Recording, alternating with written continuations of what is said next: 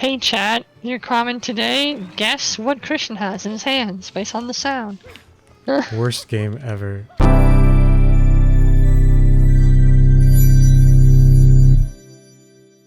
Hey everyone, welcome back. I'm Bang! Christian Apollo. I'm here with my good friend Nathaniel. And that's me, Nathaniel. We are playing Mario Sunshine, as you can tell. We are. And as you've been able to tell all these episodes at this point. Yeah. We're like episode 50 billion, so... I'm pretty sure there's like 2 episodes left. Yeah. We're like endgame material here. Oh yeah. So... It's like Avengers Endgame up in here. Yeah, basically. So... Hopefully less time travel. If I destroy a watermelon, it gives me coins? You get a coin, but you can destroy it over and over again. Well, I know what I'm doing. Yep. Oh boy. Oh. And this is going to be not the most exhilarating shine to get in the game. Which is why I thought... Oh my god. Oh no, you lost a coin. This game is garbage. It's all over. I give up. Is there anywhere there's other coins though? Yeah. Each of the cat of quacks give you a coin, right, when you jump on them. Right. So that's a coin. That might make things easier. Yeah, every single one of those gives you a coin. There's a whole bunch of coins on the wires at the top. Right. There's a bunch in the, like, underwater, on the trees, on that little island. So... Yeah, of course. Oh my god. But yeah, popping the watermelons is essential. So... Yeah, I mean, I just want to take care of business Yeah. quick. It's a lot of tedium. This is not one of the easier 100 coins, so...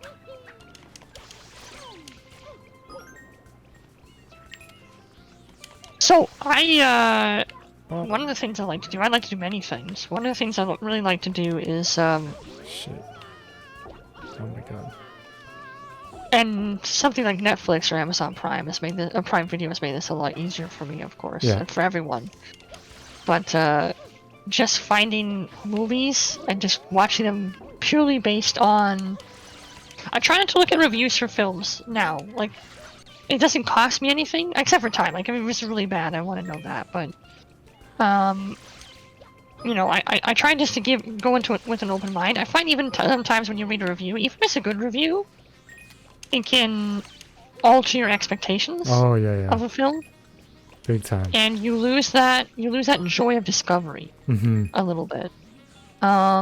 So if I'm teeter-tottering about a film, I'll go and, you know, look at Rotten Tomatoes. I will look up what the movie's about, but I'll just basically look at the percentage that it's been given Right. and be like, okay, it got a 20%. I think I'm gonna give this a skip. But otherwise, I try to give it a fair shake. And I like that. because the thing is, like, really terrible stories also help you as a writer. And you can see the coins up there by the rocket nozzle.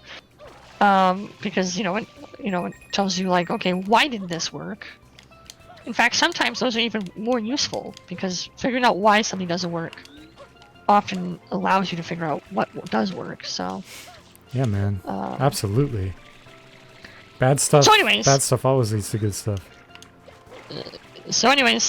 you can, tune into my TED Talk for... I don't actually have a TED Talk, but it would be funny. You should. You can tune into my TED Talk for it all, how to find movies and what movies do for you, but, the point is to say that I've been watching a lot of movies on Netflix recently, this last week, have been all through the pandemic, actually, and, I found some real gems, and I found some real duds, so... I have seen... Let's see... 5 or 6 movies in the last week. Okay. And I'll tell you about them. Yes. I sure hope you will. Okay, so let's see, so this is just recently, like I said, I've been doing this for like the last 2 years, so Right. specifically sort of this hardcore, like, find movies and just watch them and, come up with my own opinions on them. So, one of the ones I watched recently was called Lost Girls. That was on Netflix, and that was based on the Long Island serial killer, which I believe was in the early 2000s. Okay. And he was never caught. And he killed a series of prostitutes Okay. who lived in or near Long Island. And the movie's about it's not really about the serial killer. It's not that's not the focus. Right. The focus is on the parents, siblings, family of the victims, and their basically marketing campaign to raise awareness of the victims and get the police to like pay attention to them. Because of course they're prostitutes, right? So they don't get the nobody's jumping at the bit to pour all kinds of manpower into bringing this killer to justice or whatever, Yeah. which is pretty sad. It's a sort of sad testament. Sex workers are people too, everyone. Yeah, exactly, and a lot of them are doing it because they feel like they have no other choice or whatever, and life's handing them a bad hand. Exactly. So and they're just human beings, and but unfortunately they're common targets. It's a cliche for a reason that serial killers kill prostitutes or whatever, because it does happen. So it's And a so the power movies- thing. Yeah, exactly, right? It's a power thing, and I think it's also, they suspect, people aren't going to care the same way they do when you go out and, you don't get the same sort of high profile as, like a kidnapped child or something. Yeah. Else, right? Makes it easier for them or whatever. Yeah, I don't want to take a guess at their depravity, but the point is, it's not really about the actual killings. The movie focused on the women, and it's called Lost Girls. So, like, basically the whole cast is female. It's like an all-female cast, except for some of the police officer characters and that kind of thing. Right. And the whole movie's kind of just about, like, their story and all of that. So, and they don't sugarcoat it either, because the main character, the mother's not the nicest person in the world. Oh my god. And they don't sugarcoat that aspect of it, which I appreciate. They just, they make her as sort of cynical and sort of pessimistic as, Yeah. as was realistic or whatever, and I appreciate that. So, all of that is to say, I actually didn't think the movie was very good. Okay. And I really appreciated what they were doing. I think movies that raise awareness, I think art that raises awareness of real life situations is really, really important. And, but in terms of the actual storytelling, I don't know. It was really hard for me to sympathize with the main character, and part of that was that she was not a very good person, and I understand they were trying to be realistic with that, but it was just hard for me to sympathize with her. Right. The pacing was really, really messy. Parts of it ran by like lightning fast, and I kind of wished it had slowed down at certain points, and then other parts, I really wish they had sped up a little bit. And I felt like we spent way too much time in this conversation or in this particular scene or whatever. Right. And also, and this is just sort of a personal pet peeve, I mean, it's kind of the point because they never caught the guy. The movie ends with it completely unresolved because they never catch the guy. Right. So There's no resolution or anything. there's no resolution, and I understand, like, it's based on a true story that doesn't really have a resolution. But from a narrative perspective, then of course you can understand why that's kind of unsatisfying. So Yeah. I mean, you've seen Zodiac, right? I have, yes. It's the same kind of thing at the end. It is. However, I would argue the difference there is that Jake Gyllenhaal's character is the movie's really about the reporter's obsession with Zodiac, Yes. as opposed to necessarily catching him.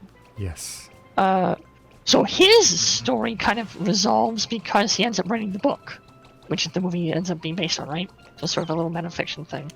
So once the watermelon starts running out of coins, you can move on to the next watermelon. So Oh, I the see. coins aren't infinite. So Oh my god. This We're already at 67 though. this so. level is impossible. So there's one here, and there's that giant watermelon at the top. So.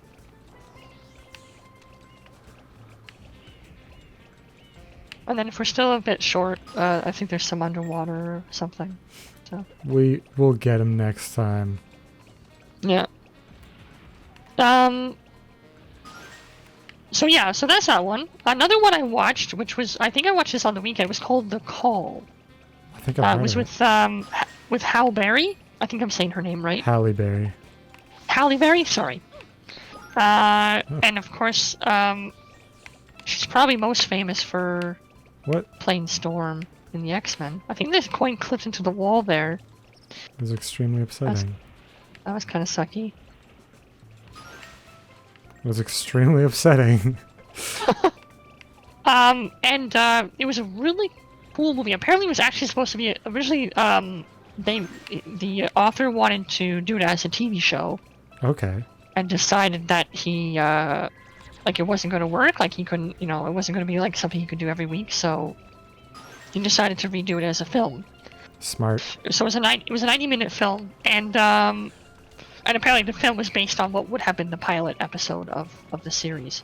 And it's all about 911 dispatch. It's about a 911 dispatch caller. So Halle Berry plays a 911 dispatch caller who gets a call from a kidnap victim. This teenage girl ends up gets kidnapped by a serial killer, and most of the movie, and this is really important, most of the movie is about these two women sort of working together to save her and bring this guy down. But it's a really cool avenue because the whole focus is on how dispatch calls work and the trials and sort of hardships of that job. And the big theme of the movie is that the hardest part of the job is that you don't get closure. Right? The dispatchers call in the cops, they call the ambulance, whatever, and it's like they don't get to know. Did they catch the bad guy? Did everyone survive? Did the ambulance arrive in time and save the person or whatever? Right. Yeah, that's you don't really think about that. Yeah. And so the whole movie's kind of about like this time she's going to get closure or whatever. Now I mentioned most of the movie is about that. Unfortunately, and I won't spoil it because I do think it's worth a watch. I think it was a solid like C+. 5 out of 10. It was a 5 out of 10, 6 out of 10 kind of movie. Nice. And the big problem was it was an hour and a half, and only an hour of the movie is that. The last half hour, they decided it had to be a Hollywood action movie, and Halle Berry ends up going and confronting the serial killer herself, as unrealistic that is.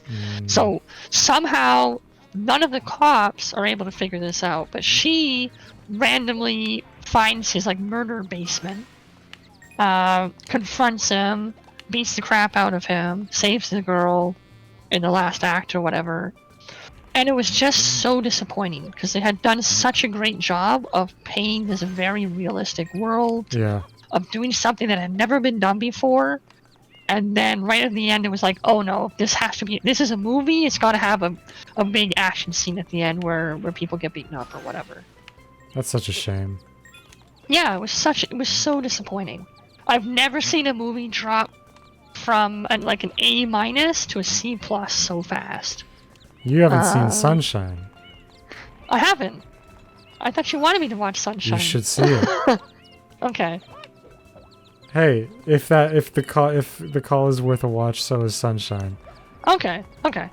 I think it was worth a watch. They were juggling such an interesting premise. They just kind of dropped the balls right at the end. So these guys give you coins, no? The Greenbirds? Oh yeah. Okay. So you get some from them. I think there's some underwater. How many were we short? 26? 26.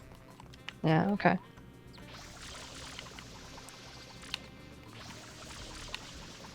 Yeah, we got all the watermelon ones. You got all the ones with the little duck monsters on the beach? Yeah, I did. Yeah, okay. We got the ones with the rocket nozzle. Let's see if my little handy dandy guide has any other, quick and easy, options for you here.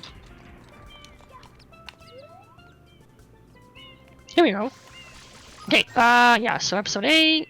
Okay, so you went to the island, right? You went all the trees. Yeah, I did. Blah, blah, blah. Okay. Yeah, so, yeah, you get all the cataquacks. There's 7 underneath the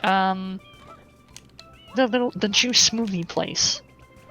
Like the hut where you would get the shine from the Watermelon Festival? Yep. There's like a little gap underwater. That's You can right. get coins there. The watermelons each give you coins. The fruit shack, where you would get the fruit to feed Yoshi, has some coins attached to the ceiling. Oh yeah. So, Man, you're reminding me of all this stuff. You're so helpful. It's like I have a Prima guide right here. there it is. Oh, we're so close. Okay, we're so close. 94, we need 6 more coins. 6 more. I think the fruit shack Has has... 4? yeah, 4. 4, yeah. Yeah, green birds, you did that. Yeah, you did the rocket nozzle thing.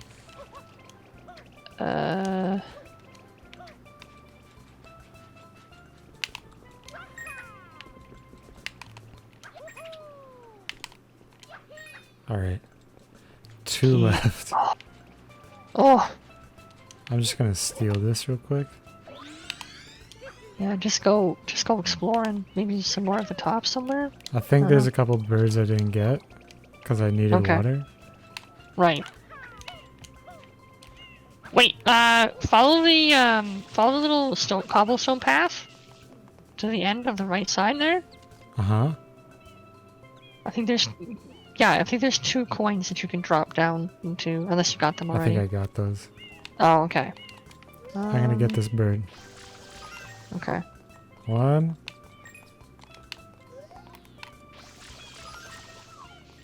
Bingo. There it is. Oh, sure, send it across the map. Alright, There it is. There it is. but that puts us at our full thing. It does. Let's see. Another movie I watched. This was amazing. This was a fantastic movie.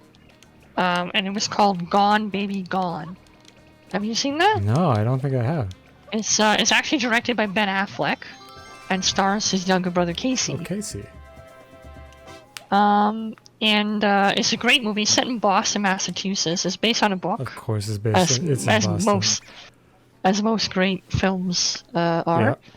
Yeah. And it's about they're not husband and wife, they're like their boyfriend girlfriend, but they're like young adults living together or whatever. Yeah. Which is a really cool. I've always wanted to do like a husband wife duo sort of story. Yeah. It's like the next on my bucket list of doing short story writing and stuff like that.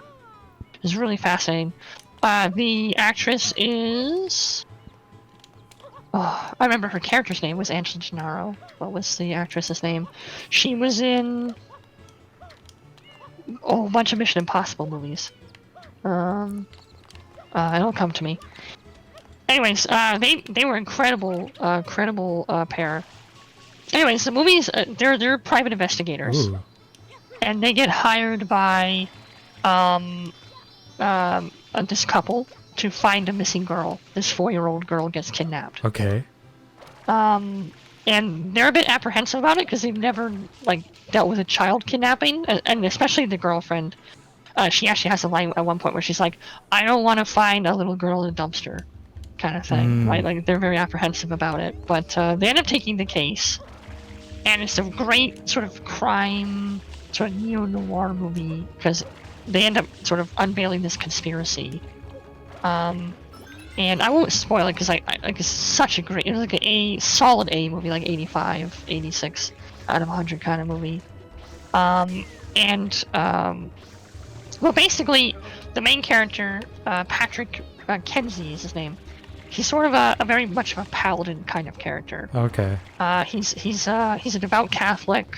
He's very black and white, kind of like murder is murder, stealing is stealing. Doesn't matter, who it is, what it is. Right. It's wrong. And so he uncovers this conspiracy that is doing the wrong thing for the right reason, basically. And a big part of the movie is, does he thwart it because it's unlawful, or does he let it happen because there's an ethical goodness to it? And that's a big part of the struggle of the movie. It is so clever, so brilliant. Yeah, that's basically it's kill if you get stuck on that. Oops. And if you got the blue coin on the ledge, all the other blue coins are in the boat section. Oh, okay. Yeah, so you can just keep going through this part, I see. because the rest are all in the boat section. And yeah, I had to do this part 5 billion times to get all the blue coins, because Right. the boat's not great. Nope. So, but once we have these last 9 blue coins, we will have everything in the game except for the episode 8s and those 2 toughies, Those right? 2 tough ones. So, yeah. So I think we could probably end this episode like cashing in the blue coins. That would be epic. So It's going to be, because it's going to happen. yeah. Really, it's an absolutely great film. It's actually what's intriguing to me was it's actually based on the 4th book in a 6-book series. Huh. So if you come away from the movie going like, man, I have to have more of this this couple, it was such a great dynamic, then there's 5 more books to read that never got made into films. Oops. That's a terrible idea. There we go. Another thing that I love about the movie, and I'm not a huge guy when it comes to like cinematography. I don't know a lot about that edge of it. I know you know a lot about that. Like you're in filmmaking and school and all of that. Yeah. But I'm only just recently started to kind of appreciate that particular aspect of the art form. You know, I've always been, you know, a writer's man and an actor's man because I've been writing and acting most of my life. So I get those art forms a lot more. So if you stand in the back of the boat and yeah, you just have to easy does it. I know you know the boat thing. Yeah. It's annoying. Yeah. Yeah, like slowly creep it. Yeah. Anyways, I'm more recently starting to appreciate the art of cinematography and like why directors do certain camera shots and what the advantages and disadvantages to them are and that kind of What thing. they represent. What they represent, what they're trying to say, and this movie illustrated that to me so beautifully. There's no sex scenes in this movie. There's no like the couple never like makes out. They kiss each other a couple of times, right? But I understood perfectly that they were like deeply in love because of the way the camera angle shot them. Anytime they were talking with each other, the camera got really, really close to them, and there was just this very intimate, over-the-shoulder approach. Anytime it was just them in a scene, especially if it was just a quiet, just like talking scene, there was this very warm lighting and this really zoomed in, intimate sort of camera shot. And immediately got across these two were like right on the same page. They were meeting each other's eyes. You know, they were in love, right? And we didn't need a steamy shower or something to illustrate it because the camera did it all for us. I love that about the movie. So I've never been like crazy about cinematography, but that aspect of it just made me go, oh, that's like it was marvelous. So I love hearing that. I love hearing that you're getting into the cinematography. It's so important to movies. Yeah, in a visual medium where showing and not telling is like the name of the game. I understand it. It's so important to and so often than not it becomes the difference between a really great movie and a really bad movie. I mean, there's other factors, of course, the actors, the writing, the dialogue, the pacing, the whatever, the audio, the music choices, but you remember a really, really good looking movie. Yeah, exactly. It sticks in your mind. our eyes are the only organ of the body that's directly linked to the brain without any intermediaries. We're so visually centric. Yeah. And having a visual medium like a movie, you remember those images. So, you know, we're hardwired for that. We're hardwired for a lot of things, but that's there. So just a gorgeous, gorgeous film. What else did I watch? Oh, I watched a movie. This is another Netflix movie. This was called Run, which is you might have noticed, by the way, I really like psychological thrillers. That's like my de facto genre. So if I'm not sure what to watch, that's usually where I lean towards. So not horror necessarily, although a lot of them stuff. Yeah, exactly. Very like the cerebral kind of stuff. Not horror necessarily, although many of them go and end up in that category. But just psychological stuff. So like Shutter Island? Shutter Island. That's a really good movie. I really enjoyed Shutter Island. So nice. I had the twist figured out pretty early on, but I still enjoyed it. So I don't know how I'm gonna do this now. Just keep turning it. A couple of times when I knew the boat was going to crash, I just kind of did like a suicide dive for one of the coins, and I was like, okay, well at least I made progress this time. So, because it was like, okay, well I know I'm going, the ship's going down, but I can at least get a coin to save or whatever. So, okay, what was I saying? Run, yeah. So another psychological thriller. This one was about, it's a very closed, what's it called? It's like a bottle episode almost. I don't know if you know what that means. I'm sure you do. Yeah, of course. So I'm a huge Community fan. Of course. Of course. It's basically one set. They're in a house for most part. I think they go to the town once, but otherwise it's completely a bottle movie. Yeah. And it's a really, really interesting movie. There's two characters. There's a mother and this daughter who had a really difficult birth. And so she's got a lot of infirmities. She has like asthma. She has heart murmurs. Oh, that's the worst. She's paralyzed from the waist down. Oh God. Blah blah blah blah blah. At least that's what you think going into the movie, but there is more than meets the eye as the movie continues. And I can't say anything more about it because you want me to see it, huh? There'd be no point in watching it. Yeah. It's more so just knowing the twist is the film. Like knowing what's actually going on in the house is the whole point of the movie. I see. So the joy of the movie for me was guessing and being right about what was happening. Like, you know, so that's the best part of every movie. It is, honestly, I take a lot of pleasure in trying to figure out what the twist is going to be. So, and psychological thrillers often have twists. So, yeah, that was not our finest work. That was a sucky little moment. Yeah.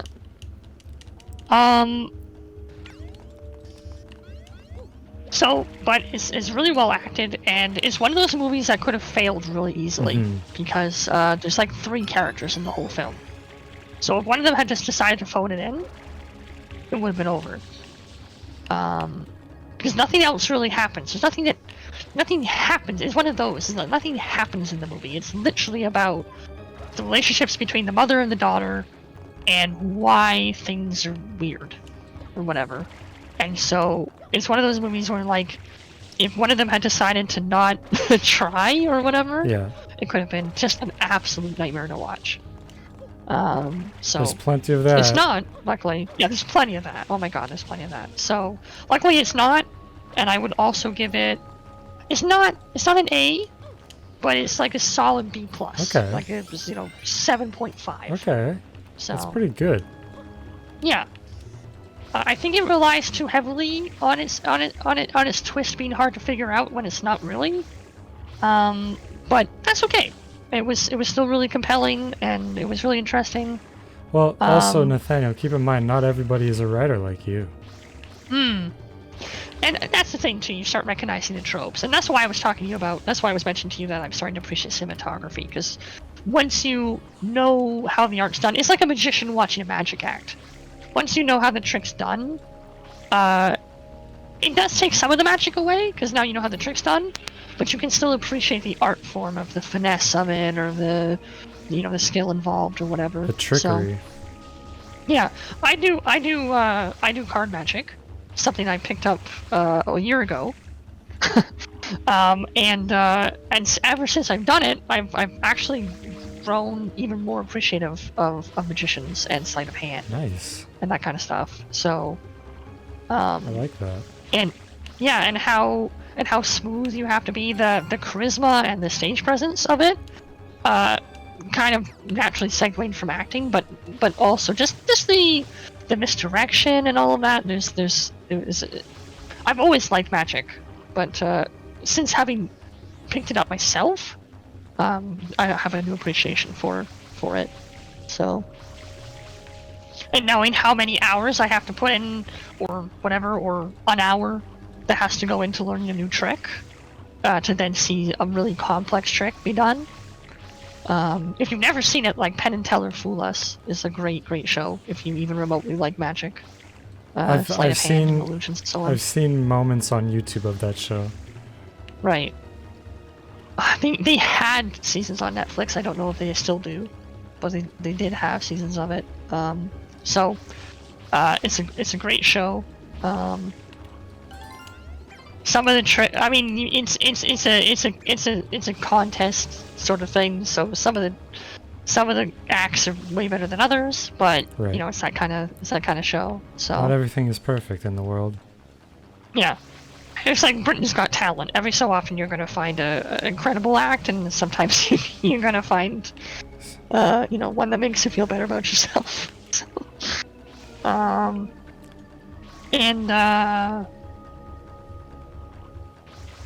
So that's Run. I can't really say anything more about that. I watched a short film, a beautiful short film, yesterday. Oh, go for the coin. Yeah. There we go. We've only got 4 left.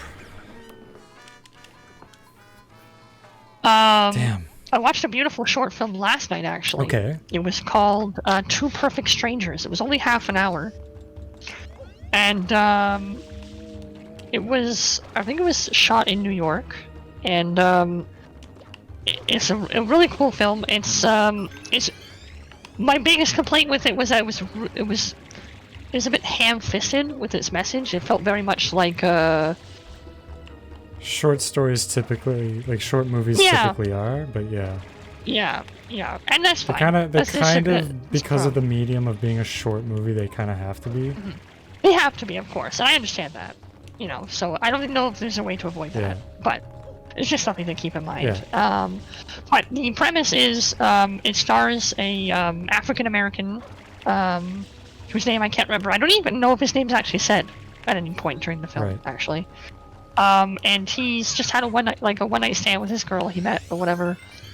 And the day's just innocuous. They converse, blah blah blah blah.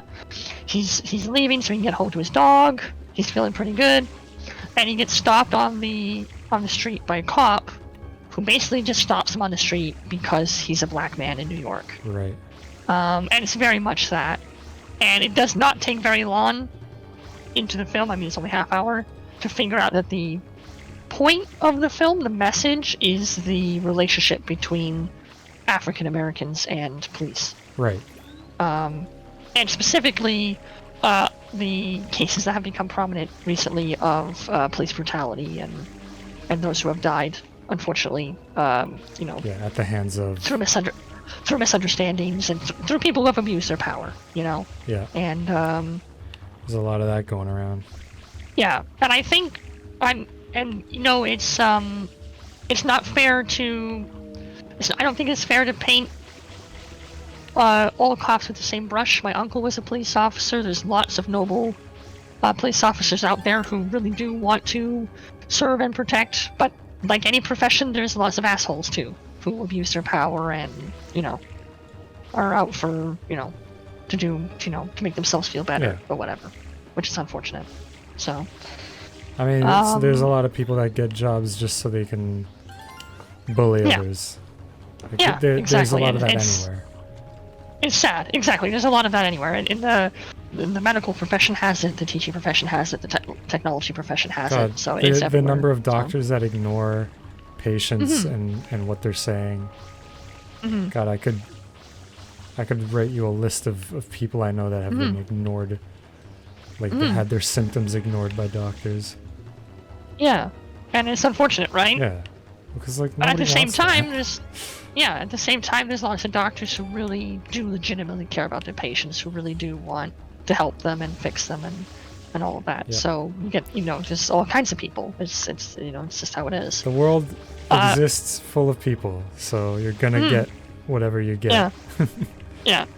So, where's this last blue coin? Oh, it's way over there. over there. Do you see it? It's to your There it left. is. There it is. Yeah. So that's what the movie's about. But anyways, so the cop nails him, and through a struggle, a huge misunderstanding, basically, the man is killed. Okay. And then he wakes up. And basically, I can basically describe it as Groundhog Day. It's basically Groundhog Day from there on then. Ah. The scenario is he keeps getting killed by this police officer, and every time he does, he wakes up back in bed having had this one-night stand, and the day sort of begins again.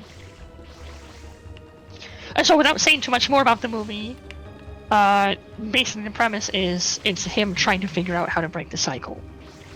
Huh. So, Did you see? And- oh, sorry. Go ahead.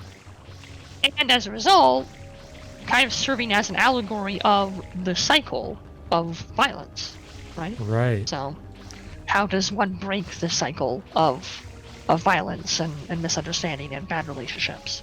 So, It's a question we're Mm-hmm. always gonna have to ask. yeah. So, what were you gonna ask me? Have you seen Palm Springs? The movie Palm Springs with Andy Samberg. I have not. It's a Groundhog Day that Okay. just came out recently. Oh, it just came out. I was gonna say I've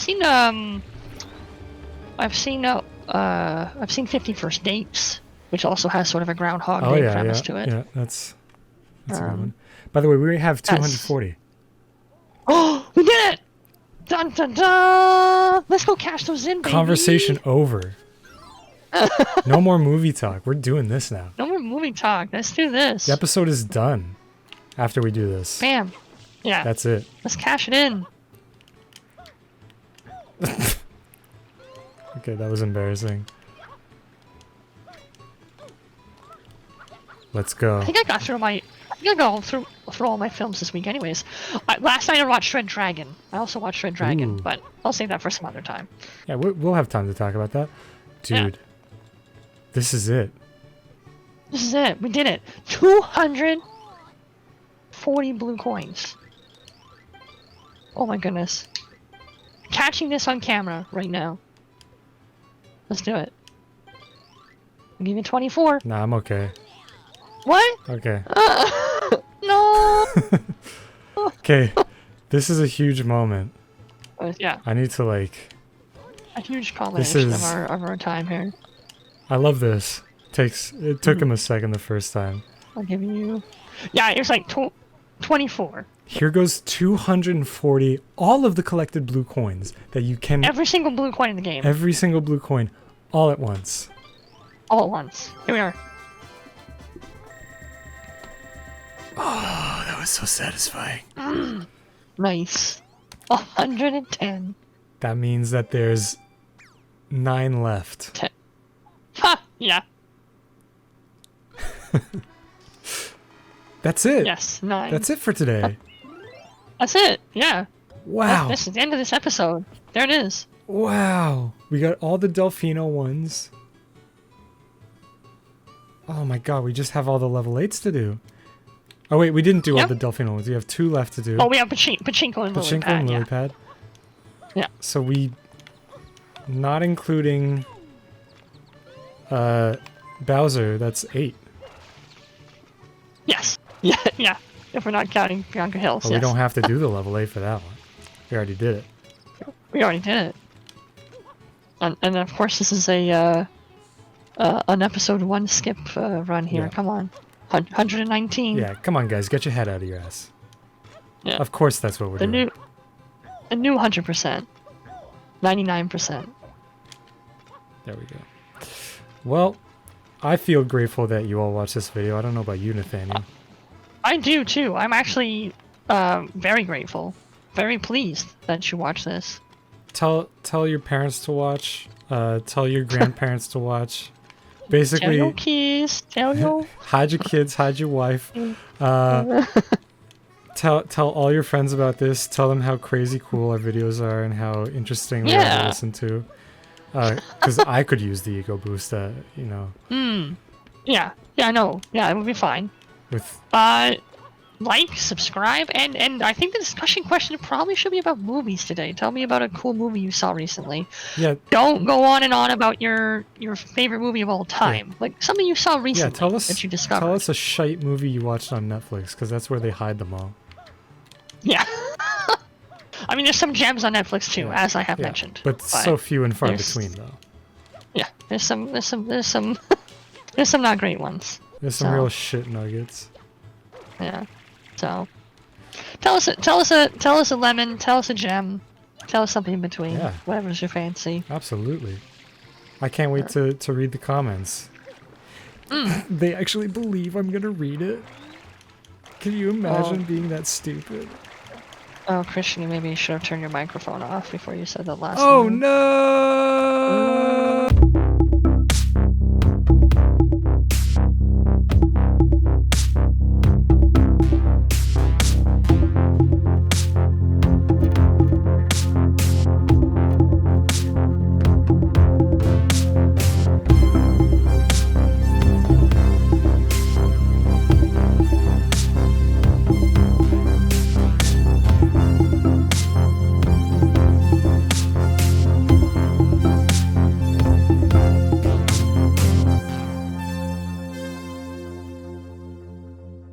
Perfect. Wow, beautiful. That's the thing of beauty. 110 shine sprites. I got to cash in all of those blue coins all at once, which I've never done. I was going to say, have you ever done that before? Yeah. You think I'm insane like that? Yeah. Only with you, Nathaniel. Only with you. Nice. Nice. First time for everything. That was beautiful. That was beautiful. That really was glorious, actually. That felt so satisfying. I don't have to worry about blue coins ever again in my entire life. I might yeah. After 100%ing the game like this with you, I might never play it again. Really? Yeah, I might be done that's okay. playing this for the rest of my life. Well, we've brought the quality as high as it'll be. So, I mean, truly, it doesn't get better than this. When you blend Christian and Nathaniel in the smoothie, you get a real tasty smoothie. It's a delicious treat at that point. Yeah. Yeah. Is that what these episodes are going to be called? Delicious Treat with Nathaniel and Christian? That sounds like a cooking show. Yeah, it sounds like we should be making like gelato or something. Gelato. Hey, I'm Nathaniel, this is Christian. Today we're going to show you how to make crepes. Go ahead. And start with the list of ingredients. Okay, flour, sugar, I mean, like a fruit, I guess, if that's your thing. Yeah. I mean, we're probably gonna, you know. Yeah, of course. That's what I would do. Bananas, I've done that before. Yeah.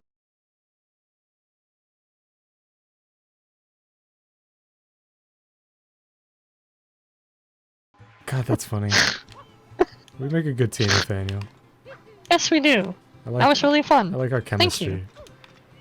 I like our chemistry. We have good chemistry. Yes, A+, baby. A+.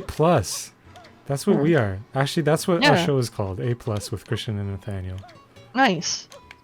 Oh my A+ god, that's chemistry. Oh my gosh, that's a great name. A+ with Christian and Nathaniel. Okay. Nice. Let's do it. A+. A+. Wow. Yeah, I guess CNN is already taken, so